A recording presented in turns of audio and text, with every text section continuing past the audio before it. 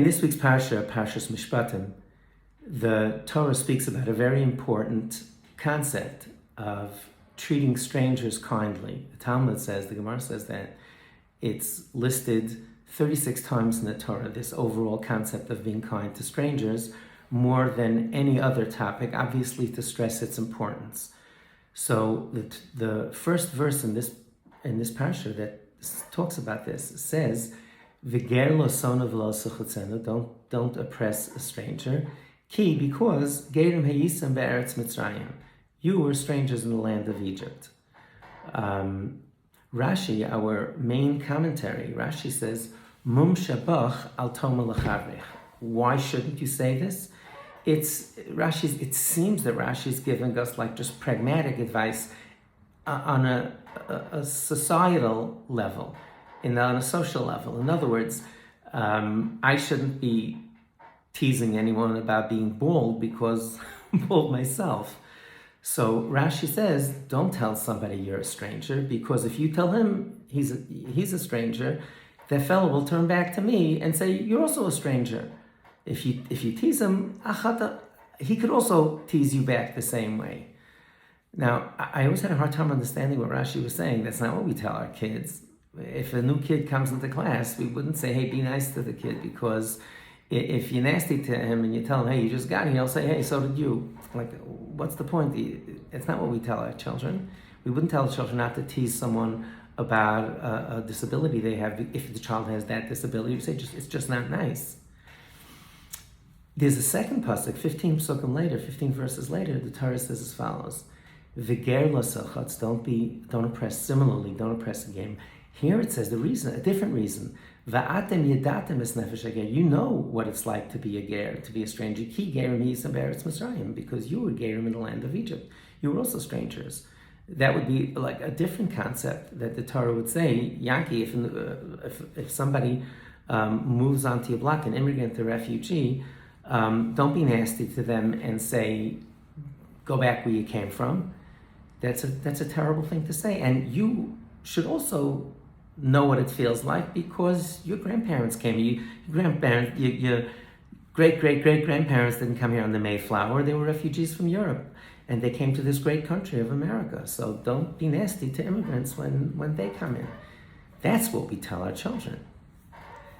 So I would like to humbly share a thought, a different way of thinking about these two verses. We know that there's a concept called the cycle of violence, cycle of abuse.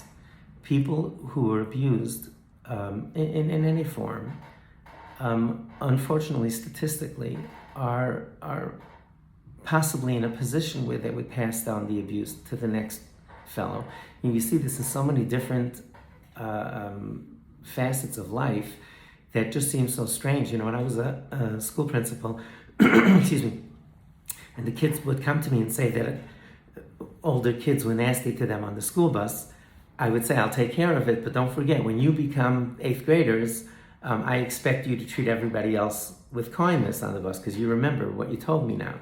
Naturally, I had to get involved in that situation later on. And you see this in the Marines. They haze, the new Corps of Marines comes in, and everybody, gives them all sorts of hazing activities. Everybody that's dishing it out got that. So you would think they would stop doing it. And sometimes people feel, hey, I went through it, you go through it. We see this, 2 out of the 3 people who were killed in Mississippi supporting civil rights of African Americans in 1964, 2 of them were Jewish kids. And, Jews have always been in the forefront of social justice, because we had such a difficult time in exile from Jerusalem and it's part of our our heritage. So we try to be kind to other people.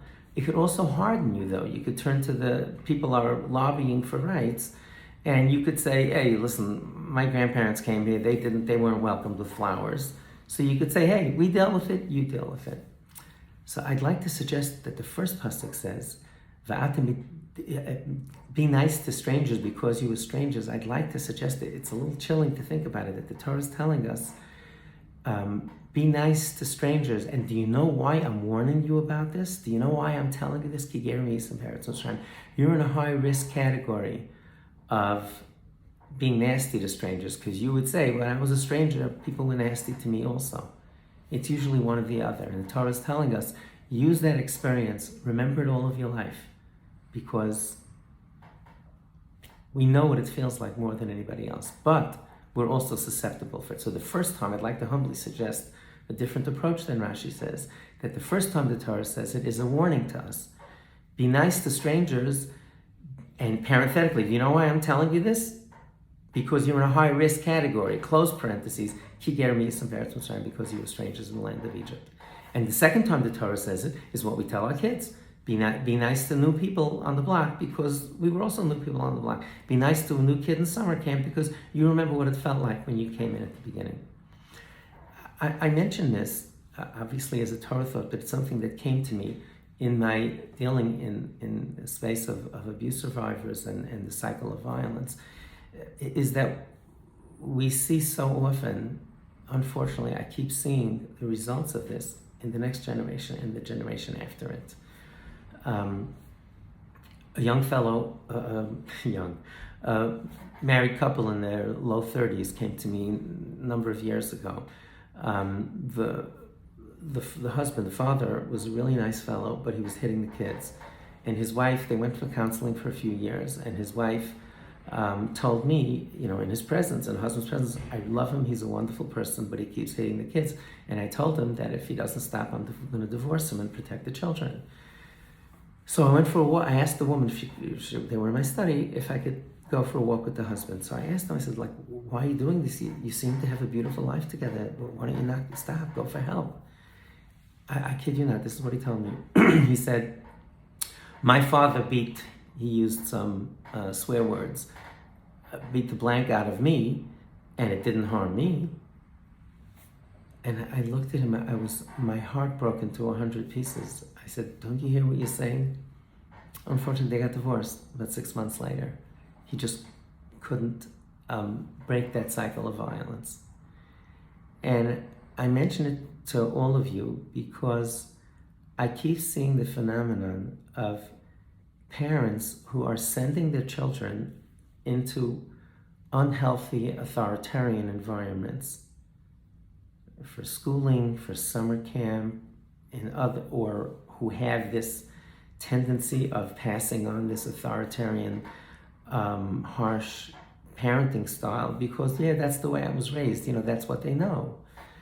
And privately, I've never said it in public in this way, but I marvel that parents who know better and who talk to me about how horrible their experiences were with corporal punishment and worse are knowingly sending their children into the same environment. And they say, well, that's what everybody does. So I'm going out on a limb, and like I said in the previous video, I'm saying things that maybe some people would tell me not to say because I'm more concerned about not saying it. And I'm begging parents, don't send your children to toxic environments. Don't send your children to toxic environments. And if you're sending the children to the environments that are unhealthy for children, and you're saying that, well, if they go to more progressive environments, it's going to change, whatever.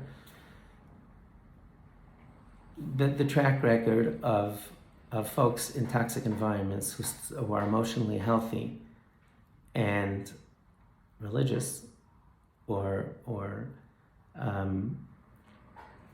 don't pass this on to the next generation is not great. So that's my advice to parents. The Torah is teaching us such an important concept in this week's Parsha. People who are raised in certain cultures, no matter how counterintuitive it is, sometimes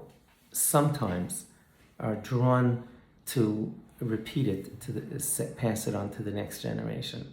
And that's where I strongly advise parents who were raised in this environment and are doing this to your children, or even if you're starting a family or you're single and you're dating, I beg you, I plead with you to go to professional help to sort this out so that you don't pass it on to the next generation. V'ger lo silchatz, Don't oppress others because you were Gerim, you might be in that high risk category. Rather, the Torah is saying that what we should do, rather, in that second pasuk it says, you know what this did to you. Please go for help and sort things out so that you can raise your children in a healthier environment and send them to institutions that treat children in a healthy, wholesome way. Good Shabbos, everyone.